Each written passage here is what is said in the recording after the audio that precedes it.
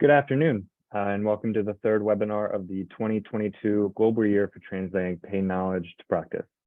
I'm Benjamin Farrell, Coordinator of Global Programs here at IASP, and we're excited to present this webinar and hear from our very impressive speakers. Today, we will be hearing a presentation on the Restorative Model, Anti-Racism in Pain Research and Clinical Care.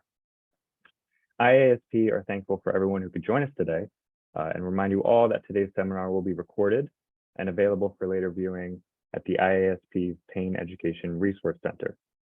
I'd also like to encourage our viewers to utilize Zoom's Q&A feature to ask any questions you may have during today's proceedings. During this webinar, I'd also like to ask for everyone to remain muted and cameras turned off just to avoid any distractions. At this time, I'd like to introduce our moderator for today's webinar, Joletta Belton. Joletta is an advocate for advancing the integration of lived experience perspectives into the study, research, and treatment of pain. She is the co-chair of IASP's Global Alliance of Pain Patient Advocates, or GAPA, and the first patient and public partnerships editor for the Journal of Orthopedic and Sports Physical Therapy. With that, I'd like to thank you all again for joining, and I'm happy to pass today's proceedings over to Joletta and look forward to hearing from our speakers. Thank you, Joletta. Thanks so much, Ben, and welcome everyone to this webinar that I am so excited for and hope you are as well.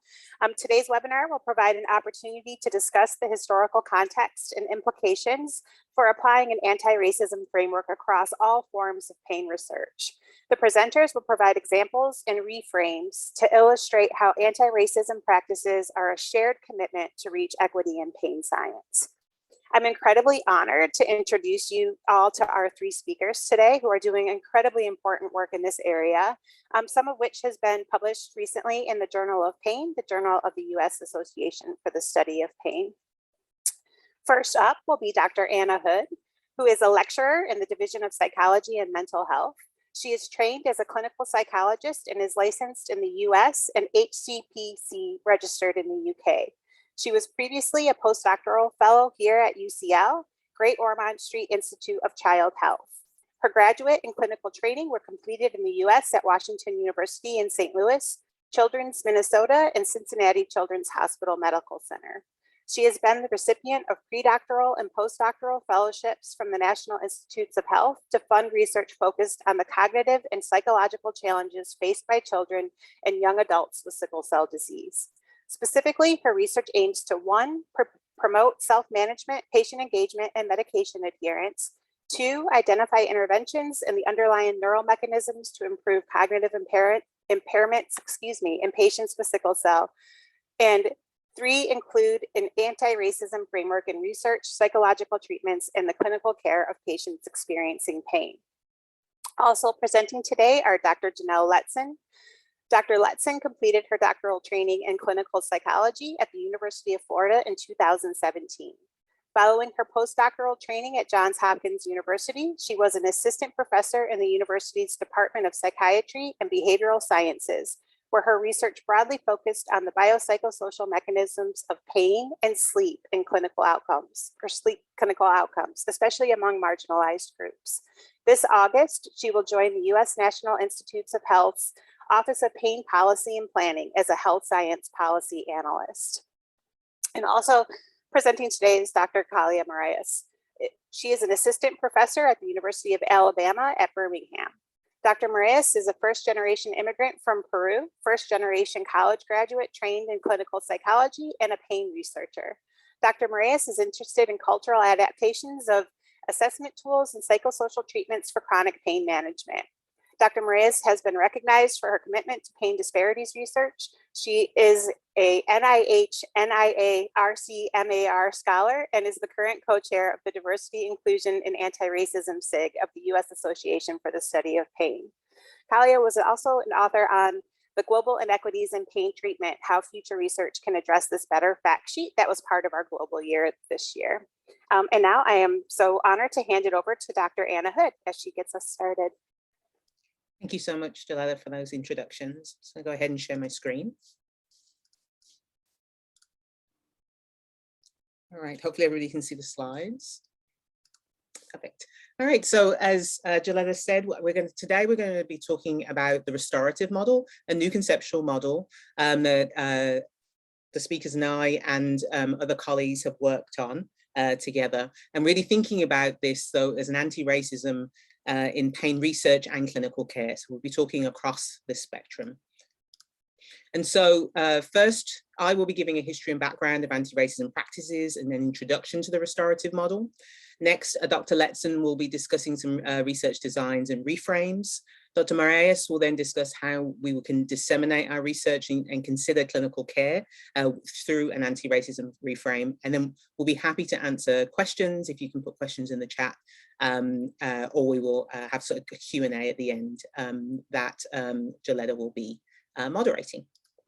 So one of the things we like to do whenever we're giving a talk is really think about the collective terminology we're using and be really intentional about it. And so throughout this talk, the speakers and I will be using terms such as racialized and minoritized instead of race and minority. And the reasons for that is we really want to make sure that we were highlighting the system and the system that is oppressing rather than the individual. So somebody is racialized by the community that they live in, or they are minoritized in a particular country, rather than being less than as a minority, or that race as a social and political construct. As all of you has lived through, and we lived through as well, the events of 2020 have really shaped much of the work that we are doing and continue to do. And so obviously, sort of the murder of George Floyd, and then the subsequent Black Lives Matter and sort of global protests that we saw really then sort of seeped into the COVID-19 pandemic, when we've seen these stark differences for racialized communities in terms of COVID-19 risk. And so all of these events have sort of played a role into some of the work we've done, but that is not to say that racism obviously did not exist before that. It's just really reframing and considering how we're thinking about racism. And so racism, as we said, is a public health crisis with this synergistic effect of racism and this chronic pain public health crisis as well. And so racism is much more than words, just words and beliefs. It really includes all of these barriers for individuals to be able to sit with equality, dignity, with their racialized identity. And it really is this trying to have this shift in power. And that requires us structurally, as pain practitioners and pain scientists, to be part of that change and pushing for that shift in power. And we'll be discussing ways that we are advocating for pain scientists and practitioners to do that. If we considered sort of these different ways that racism can seep into our consciousness and seep into the world that we live in, we really have not really identified enough this systemic and structural and institutional racism. Much of the work that has been done, and excellent work though it has been really at the individual level, or at the intrapersonal level, particularly in pain science. And so at this systemic and institutional level, we've got really governmental practices, procedures, such as segregation laws, which still have effect today, criminal justice and education systems, unequal access to employment, housing, wealth, voting ability, racial profiling, and the differential policing of racialized communities, or then that can have an effect on patient and provider interactions and decision making. Some of the systems that racism has worked through, and particularly if we think about outside of the US setting and think internationally, is colonialism, right? And so if we think about how colonialism influences racism, we have this justification of genocide, the use of race, racialized identity, to be able to justify this genocide, an erasure of sovereignty, and then unequal land access. And this then in turn dispossesses the territories of individuals, appropriates land, and has secured white property. And all of this is still playing a role into our systems and systemic issues that then affect downstream how pain disparities are manifesting. One of the ways that we see colonialism work is colorism. And so there was a recent, actually just this weekend, which is really interesting. So this actress is Keke Palmer, if you don't know, and this is Zendaya, just for one word, just goes by one name. And so they are young actresses in Hollywood. They are about the same age. And people have, in the Black community this weekend, particularly sort of on social media, we're discussing how the differences there are in their career, how Zendaya is considered and how Keke Palmer is considered. And one of the reasons that people were highlighting was colorism, that Keke Palmer has darker skin than Zendaya. And so some of the work though that has been done, particularly here by Ellis Monk, this is his new scale that Google has adopted, the skin tone scale. But what his work has shown is that there are significant physical health outcomes that are associated with in-group colorism, and that exceeds discrimination, everyday discrimination, and out-group colorism. So we're really seeing this effect that's been pushed through from colonialism, and we're still seeing these effects on individuals of color, and seeing how individuals within our own communities are considering individuals by the basis of skin color.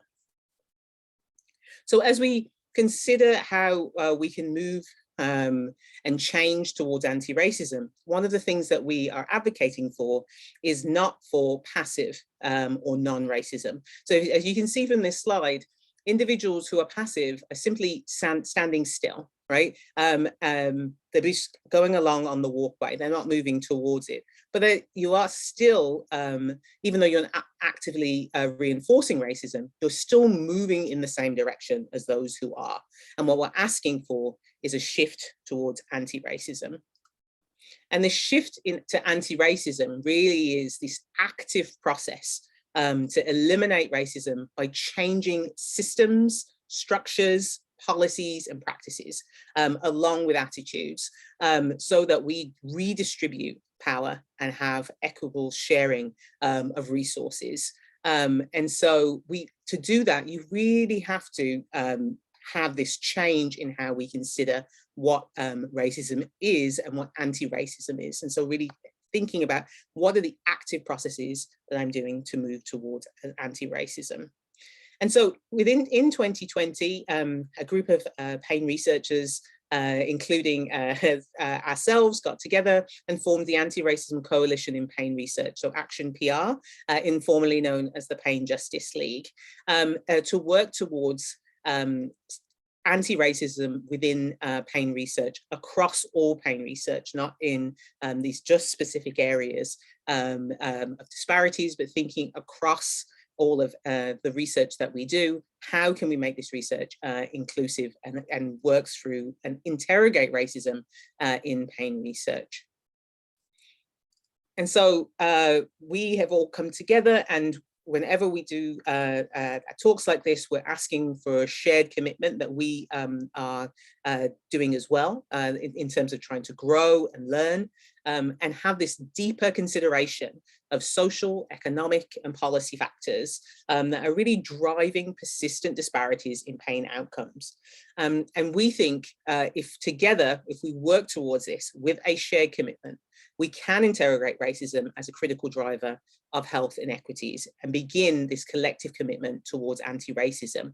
It's not a prescriptive guideline, but working together to have really this living, working idea to share and update and consider how we can remove these persistent and pernicious disparities that remain. And so some of the work that we've already done, as Joletta mentioned, we have a series that is in the Journal of Pain, in the current issue of the Journal of Pain. And each of these articles discusses some aspect of pain research and how we can confront racism.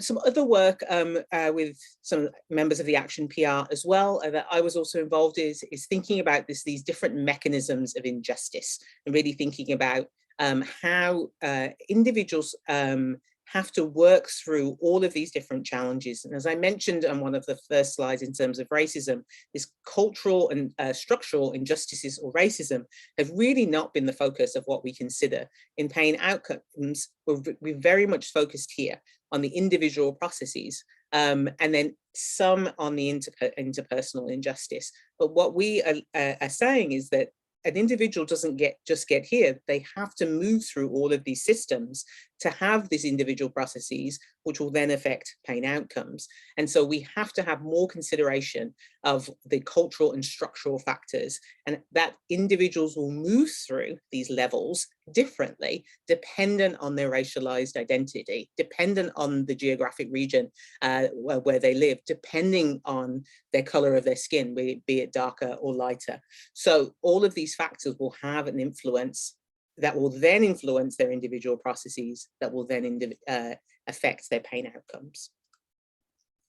The other things that we need to consider is this history of harm. So we sometimes will call mistrust, and we won't link that to justified mistrust in communities of color and in racialized communities, because there has been medical research and that has not treated individuals in the way that they should have. The scientific community has to consider and understand that many people who, when they consider research, are thinking about this history of harm.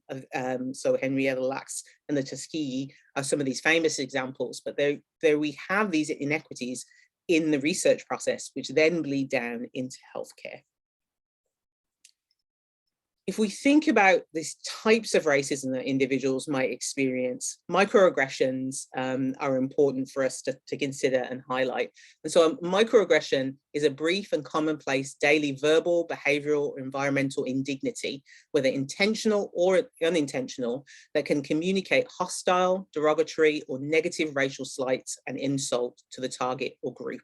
And so these are different types of microaggressions that an individual might experience on a daily basis. And if you think about that mechanism of injustice that I just presented, that's going to go before that individual process, right? We've got these microaggressions that can occur, and these can be micro insults. So asking a Black person, how did you get your job? A micro invalidation, saying racism doesn't exist. Or a micro assault, which can be much more over racialized disparagement. Using a racialized epithet. All of this then plays a role into what we're considering and how we consider an individual, why pain disparities might exist, and why an individual processes might differ because of the experience of racism.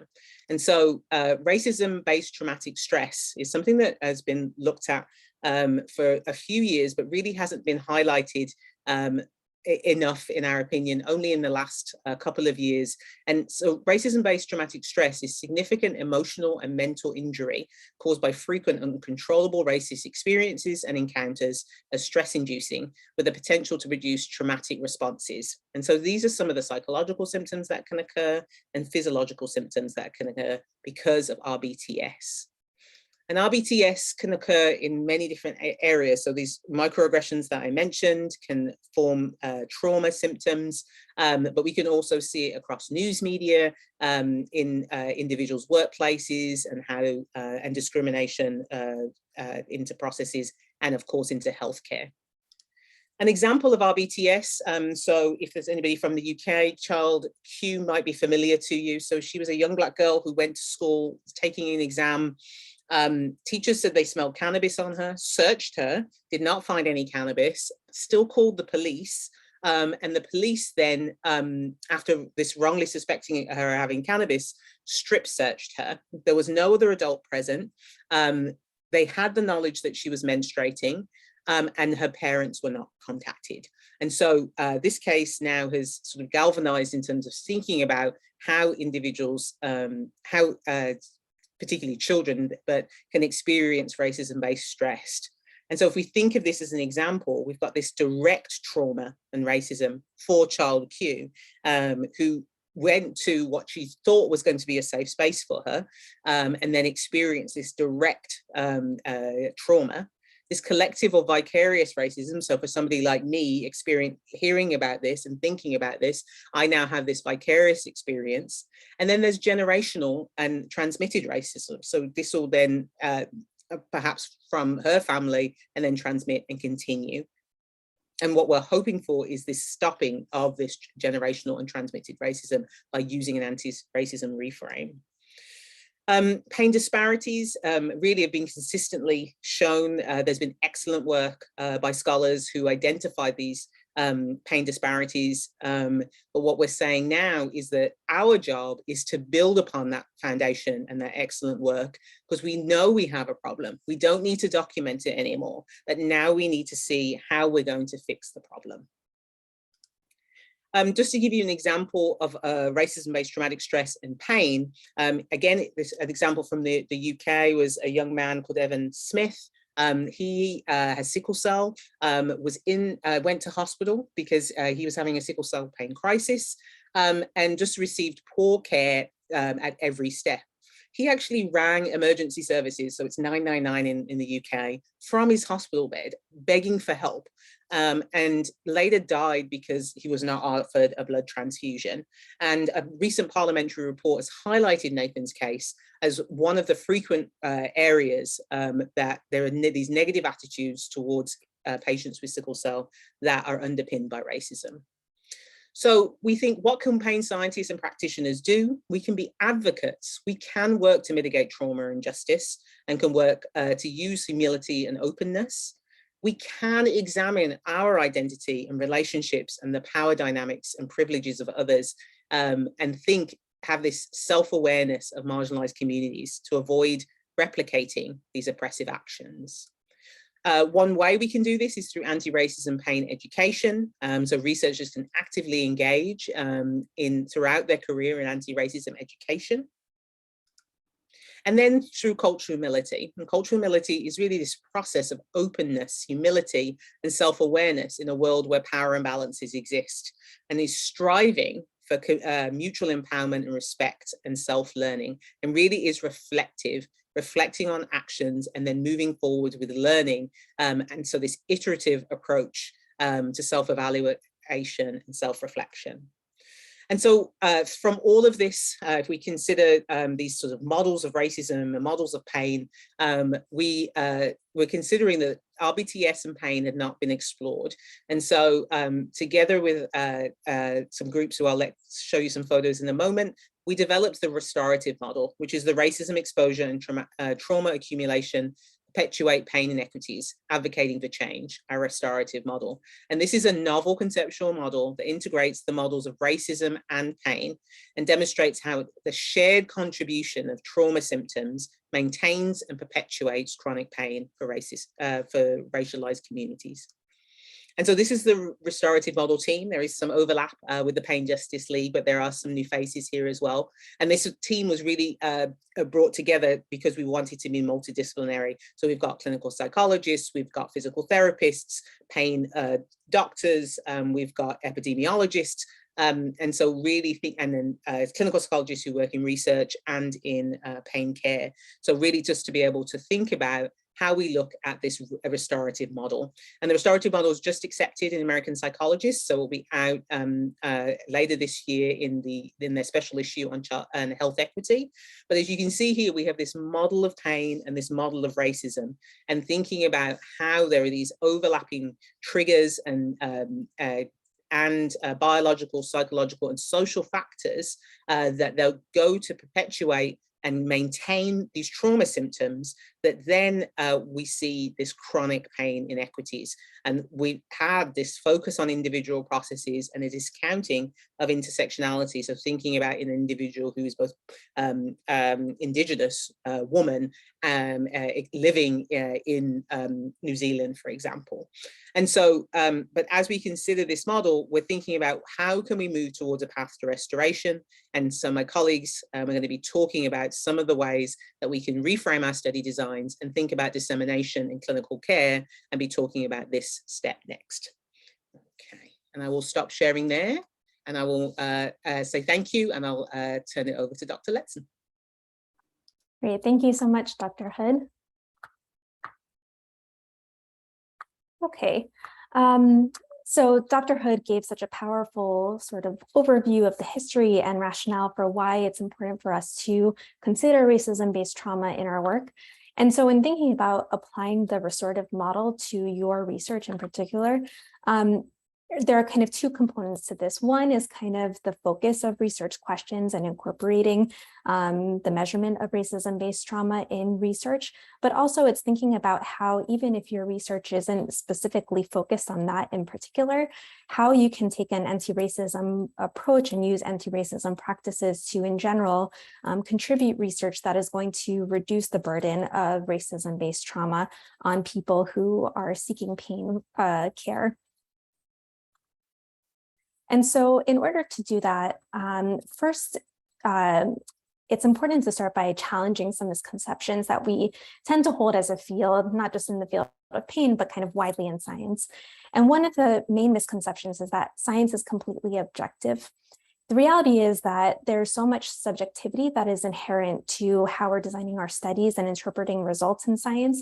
And so it's really important to work with that subjectivity and use it as a place to take a sort of reflective, evaluation of what kind of biases, what kind of perspectives we're bringing into our own work, and how that might lead to sort of how we're designing our studies, what questions we think are important to ask, how we ask those questions, where we're posting our research advertisements, and who that's going to include or exclude from our studies.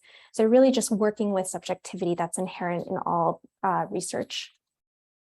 Another misconception is that anti-racism is just a socio-political idea or kind of term, and because of that, consequently, it's going to introduce bias and reduce rigor in research. The reality is that there is already bias in our research, and what anti-racism is really sort of channeling for us to do is to acknowledge what kinds of bias is already inherent in our work, and to challenge that to prioritize equity and to really sort of design studies that are going to improve generalizability. And in that way, we're actually increasing rigor and impact of our work if we're able to generalize to more people. And the third misconception to challenge is that only human participants, researchers, and particularly those focused on disparities, are those who need to consider anti-racism practices in their work. And the reality is that we're trying to really improve pain outcomes for all people by conducting our research. And so to have rigor in our work, all pain research needs to apply an equity lens. And so I'm just going to talk about three common study design factors that don't necessarily prioritize equity, in ways that we can start to change those to really reframe it using an anti-racism perspective to prioritize equity and therefore generalizability. And as Dr. Hood mentioned, cultural humility is such a key and important part of this process, because it is sort of giving yourself a moment to breathe, reflect, and see where you can grow and do better. And part of that will be consulting with racialized stakeholders to really conduct research that's going to be most impactful to them. And also having a diverse and inclusive research team is critical to just bring in various perspectives and kind of work together towards creating research that's going to impact people living with pain most broadly. And in terms of kind of consulting with racialized stakeholders and community members, there will be a December webinar through the IASP Global Year on partnering with community members in knowledge translation. And that will be featuring Dr. Katie Burney and Joletta Belton. So please look out for more information about that webinar in the coming months. So in terms of these common study design factors that don't necessarily prioritize equity, one of them is that in kind of the study designs that either are looking at disparities or that sort of control for race or racialized group identity, we're using racialized group identity as a statistical predictor versus potentially some other predictors, which I'll talk about. So in a traditional disparities design, what this might look like is we're comparing groups based on racialized identity on either some kind of pain outcome or some kind of pain mechanism. There are some strengths in this approach, which is that we can identify where inequities exist. We can also, because of these kinds of studies, they have been the ones in general to be the most inclusive of people from racialized groups in research. And also we can then build from existing literature to track progress towards equity, because there have been so many, or the studies that have been sort of in the disparities kind of field have been using this design. However, there are some limitations. And so in this kind of a design where you're comparing groups, it will tell you where inequities exist, but not how. And so to really get at that, what Dr. Hood was saying about not just sort of documenting disparities, but really addressing them, we need to understand how. And in addition to that piece of a limitation, there's also sort of the possible interpretation of results based on a group comparison, that differences between groups are either due to some kind of biological factor or because of behavioral choice. And then a lot of times racialized identity is really used as more a proxy for other factors such as racism-based traumatic stress or potentially cultural factors. And so why not instead measure those directly so we can, again, start to get at how these inequities are existing and what are really sort of the targets for treatment that we need to be intervening on. In a disparities design, another limitation is that a lot of times the white group or sort of the group that's dominant in that society is considered or is talked about in the discussion section as the accepted norm. And so what their sort of pattern of behavior or pattern of outcomes is described as a norm. And sort of the group that's being compared to that group is described as deviating from that norm. And so it just sort of upholds those kinds of power imbalances and privilege. And then if we're doing studies that are just compared on group racialized identity, then we lose really important rich within group heterogeneity to understand individual differences. So in order to start kind of reframing and starting to take a more anti-racism approach, instead, we're encouraging here to measure racism-based trauma or other measures of lived experience that are pertinent to racialized individuals and to interpret findings in that context. And in the series that Dr. Hood mentioned that we have in the Journal of Pain, we do provide a full table in the supplemental materials of the second part of our series about sort of different kinds of proximal mediators that we can start to really include in our studies to better measure racism-based traumatic stress, historical trauma, acculturative stress, those more kind of structural and institutional measures of racism. And so there are just some different ideas for you to be able to explore what maybe haven't you asked in your research, and is there anything that you might want to start including to be able to understand or to create research outcomes that are going to lead to equity. I'm sorry, not create research outcomes, but more sort of create research studies that are going to lead to equity. So rather than kind of this traditional disparities design of comparing groups based on an outcome or mechanism, we're advocating for changing by examining variability among either one racialized group or among various racialized groups, prioritizing the questions and sort of measures of lived experience that are most important to those from racialized groups. And that's best done by consulting with stakeholders. A second study design factor is that a lot of pain research has low inclusion of individuals from racialized groups. And so that's going to inhibit generalizability and knowledge of pain mechanisms beyond those from white, non-Hispanic, middle class kind of demographic. And this limited inclusion is problematic because it assumes that generalizability of the findings to the groups with the largest representation.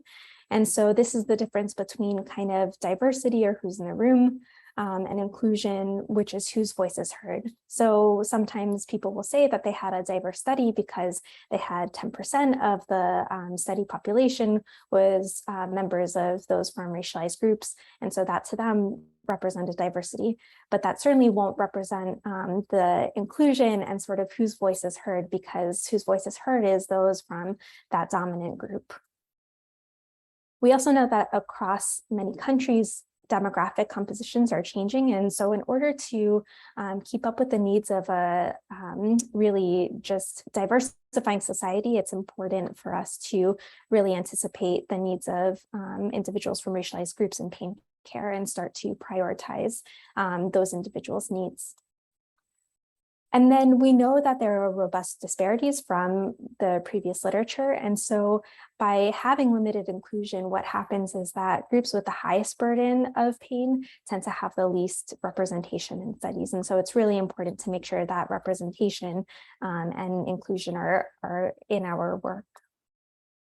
So in order to reframe this, really, it's going to take that cultural humility and that sort of anti-racism stance of adopting new ideologies and strategies to promote inclusion in pain research.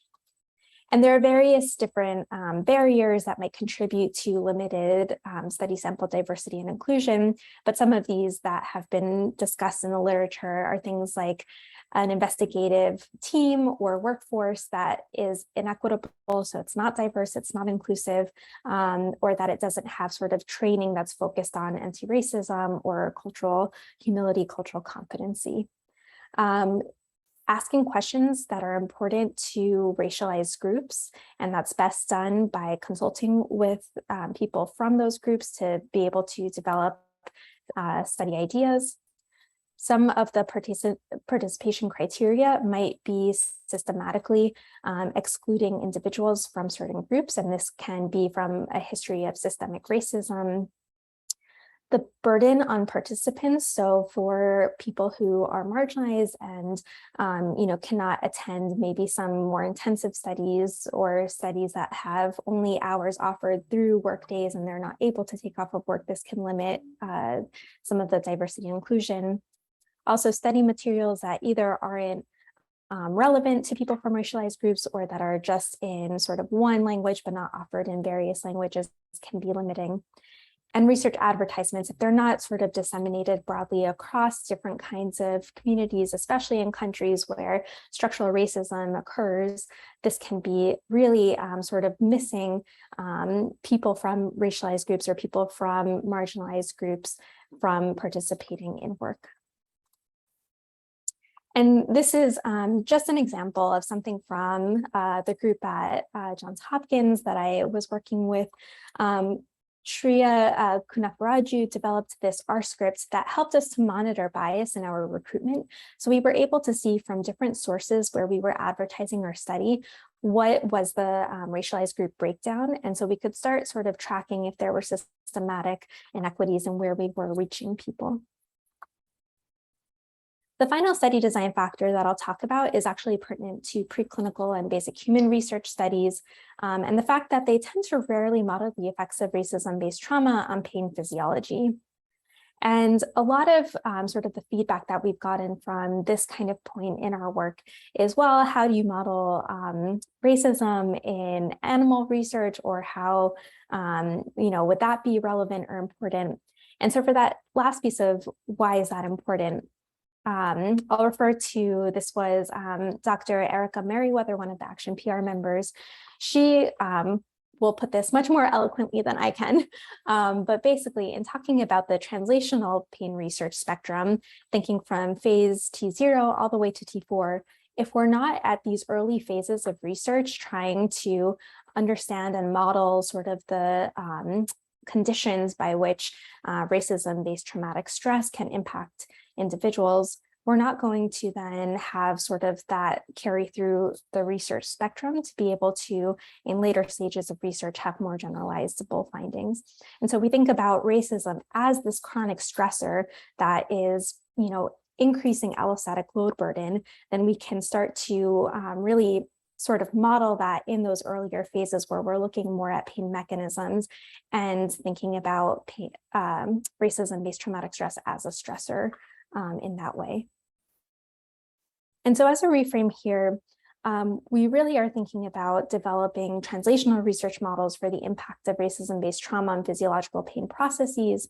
And for this, we're calling on preclinical researchers to develop the best practices here. The Action PR has Dr. Merriweather and then also Dr. Michael Burden, who contributed to this kind of section on modeling racism-related stressors. But we really would love to hear from preclinical researchers and partner with preclinical researchers to develop this sort of framework more broadly. So please reach out to us if you are a preclinical researcher and interested in this area. Another thing in preclinical research is that even though that there are these behavioral assays that haven't necessarily been used as sort of a proxy or a measure of modeling racism, we can start to think about how the conditions of racism arrive. So both in that kind of structural, institutional sort of setting, but then also in intergenerational transmission, vicarious transmission, and directly experienced transmission. And we can start to think about how we can adapt or discuss these sort of behavioral animal models in the context of racism-based traumatic stress. And then finally, in more kind of in vivo or ex vivo tissue samples research, it's important to include diverse biological samples. And so we know that the concept of race is very different from genetic ancestry, and they're not the same thing. However, we do know that in order to capture the sort of needs of diverse humans, we need to have diverse study samples and biological samples. And this is important to highlight that anti-racism does not mean anti-genetics. And an example of why this is important is really if you use this QR code here, you can read Dawn Gibson's story. And she talks about how she was denied care because she was racialized as Black in the clinic where she went to seek treatment for low back pain. But she notes in the paper that if you see me walking down the street, you would never know how much European ancestry I have. And that's because her parents, one of her parents was European ancestry and one of her parents was of African genetic ancestry. And so she has both ancestries, but was racialized as Black and denied care for that reason. And so now I will turn it over to Dr. Morais, who will talk more about how to apply the restorative model to dissemination and clinical care. Thank you. And I am very mindful of time, and I want to make sure that we have enough time for questions. So let me, okay, can you guys see my screen? Okay, 1 second here. Okay, so the goal of anti-racism is to actively change policy, behaviors, and beliefs that perpetuate racist ideas and actions. And as scientists, we have this very rich and unique opportunity to play an active role in how we disseminate our findings and where we disseminate it in order to improve pain care for all. So as we go through this set of the presentation here, I'd like for us to think about what can we do in the writing phase? How can we play an active voice towards social justice and continue in our anti-racism journey? So we ask researchers to don't use any terms that can be victim blaming. For instance, saying that patients are using passive skills and therefore they're having worse pain. So pay attention to what you're saying and how you're saying it. We know that language is always changes, so we're not prescribing specific terms to be used. Instead, we ask to use system-based language and to name the systematic racism barriers and the factors that are playing a role in your findings. And also use the language that participants use to describe themselves, acknowledge the preferred terms that participants are using, while also making comment on if you happen to change the term for analysis purposes or not, you do that, but you also acknowledge what participants use to describe themselves in your research. If you are having personal communication with community members, there's actually this really nice resource that cites and describes how to cite personal communication in order to honor cultural and the elderly and how they describe their experiences. We know that we talked a little bit about how it's important to partner with communities, to use a stakeholder input. And one thing that we can do when we're thinking about dissemination is to have what we call data walks. So in this scenarios, we present the data findings before we even package it to disseminate it. we just share with the community, with the person with the lived experience about what we found. And together we can co-produce this knowledge, and we can really pay attention to what might be the most salient aspect to be disseminated. Because we always have to keep in mind that what we say in our papers, what we say when we disseminate can be read by our patients, by our participants, and how is that playing a role in re-traumatizing our patients, perhaps by us invalidating their experiences or not really acknowledging everything that is really going on. And having these data walks and this collaborative efforts can help build relationships, can help our efforts to build more trust. And as we are trying to really apply an anti-racism framework to building trust and having patients participate in our research and diversify our samples, I think this is an excellent method to do so.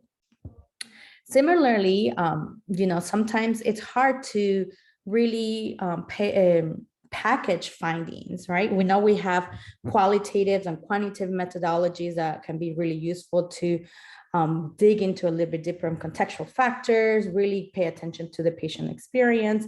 But perhaps there's other methodologies that haven't made it to the pain field yet that really can help us capture and translate knowledge to patient, caregivers, and healthcare. So giving participants an open opportunity to honor and their experience and capture their overlapping aspects. So this is kind of a little bit to talk about, what can we do in the dissemination phase, and what can we do as practitioners in the clinical care.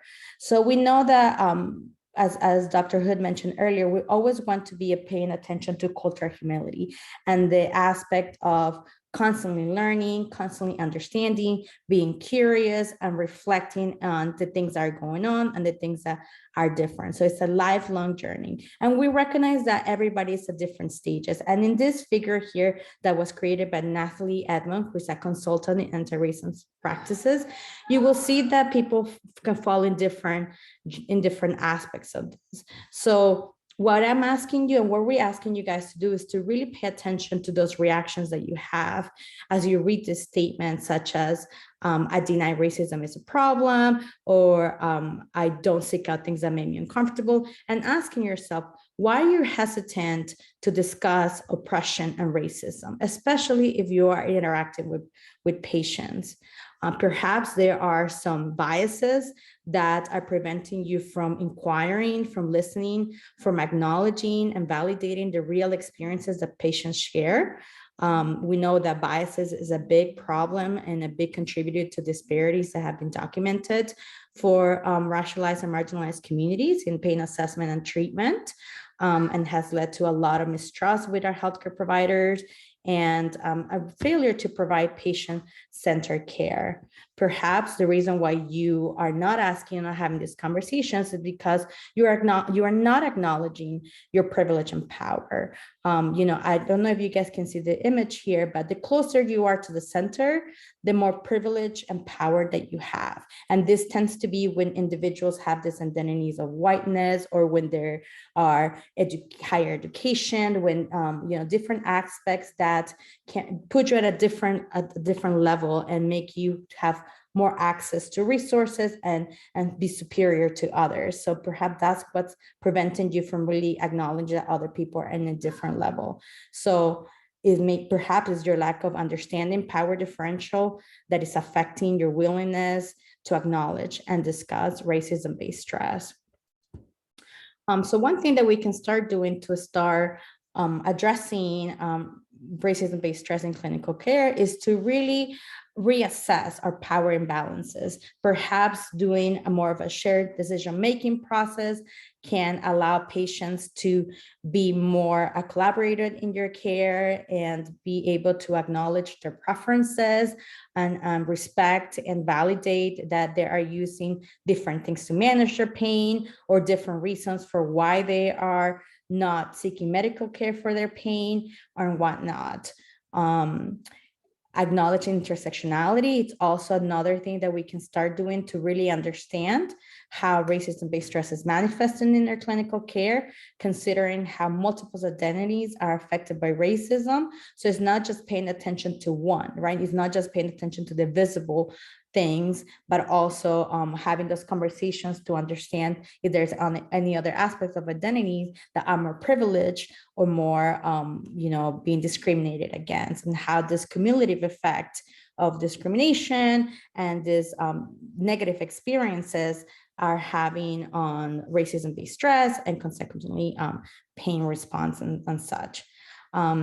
Another barrier to talking about racism-based stress or assessing this is the discomfort that people can have with these difficult conversations.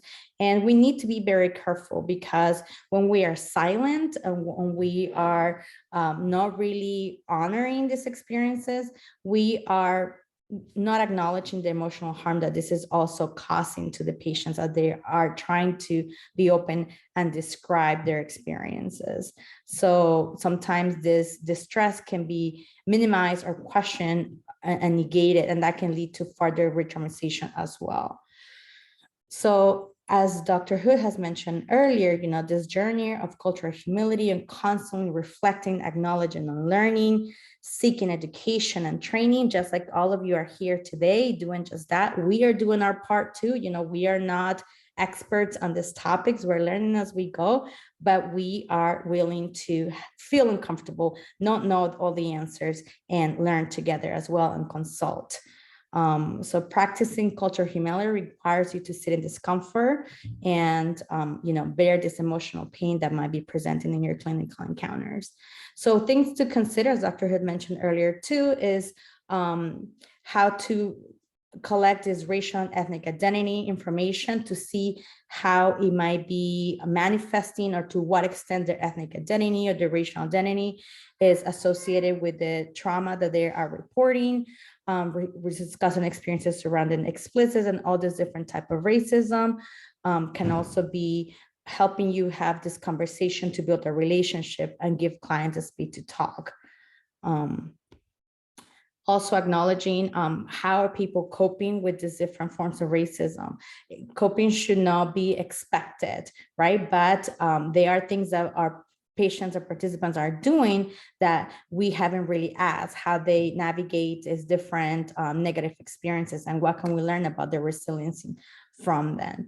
And also one thing to consider is documenting it so that they don't have to keep telling other providers as they continue their encounters.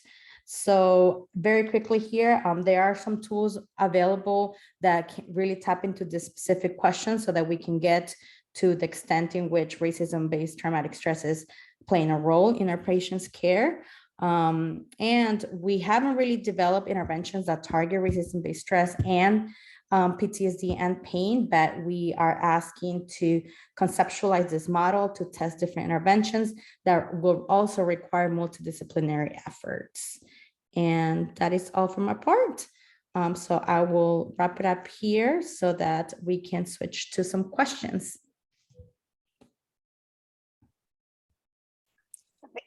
Excuse me, amazing. Thank you all for this wonderful presentation. For anyone in the audience that has questions, please go ahead and put them in the Q&A, but I would like to start us off with a question of my own. This was excellent, from establishing the history of why this is important and how to apply it to research and to practice. And my first question is, what are the next steps in actually implementing this in care? Is there resources that people can go to from this talk that they can say, okay, this is where I can go in my own practice from here?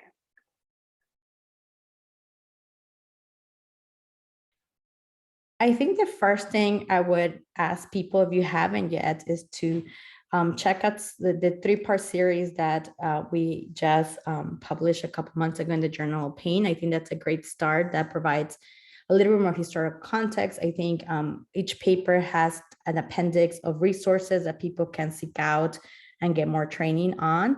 But we are all very active in our pain organizations, and we're always trying to hold webinars and invite speakers and keep the conversation going for now. I can add to that Kelly, would you mind not sharing? We can see you. Okay. Perfect, thank you. So I would say in terms of the restorative model, so one thing that when we began deciding to write this paper was that we thought there would be more intervention, there would already be interventions or processes that we could discuss and be discussing and collating those and describing how it might work through an anti-racism reframe. And what we found was that it really wasn't there. And so we took a step back to develop the restorative model and really now has this novel conceptual model. And so really one of the next steps is to test the model, is to start looking at these processes and how they interact. And we really think there really are testable hypotheses within the model, within the restorative model, that can be looked at that really aren't there when we did our sort of review of the literature, weren't available to us to be able to discuss. And so we call on ourselves and others for this shared commitment to begin testing it. Wonderful. And I have another question that's related to that. So it's been stated throughout the talks about how important working with these communities and consulting with these communities who have been historically excluded. But Dr. Hood, you also mentioned they've also been historically harmed. So how can researchers and clinicians reach out to communities that might have that mistrust because of this historical harm, to start asking some of these questions and addressing some of these things in the research and care? Oh, go ahead, Gina. So I would say one of the first things, even before reaching out to communities, is to really do sort of your own work to develop cultural humility, to engage in anti-racism education, and to sort of come in with the mentality of, rather than kind of you are the expert and you are the person who is there to get information or to get something from community members, really more thinking about partnership and thinking about how can what can you contribute for them, and what can you kind of work together on. So really it's kind of one, laying the groundwork of sort of your own kind of personal characteristics in contacting community members. And then once you do reach out to community members, something you can do is see whether there might be a topic of interest that you might be able to provide some educational materials on that is related to sort of your space. So for example, in trying to provide education about pain disparities and mechanisms of pain, or strategies for coping with pain, that might be a way of sort of contributing to those groups before just kind of coming in and asking for information.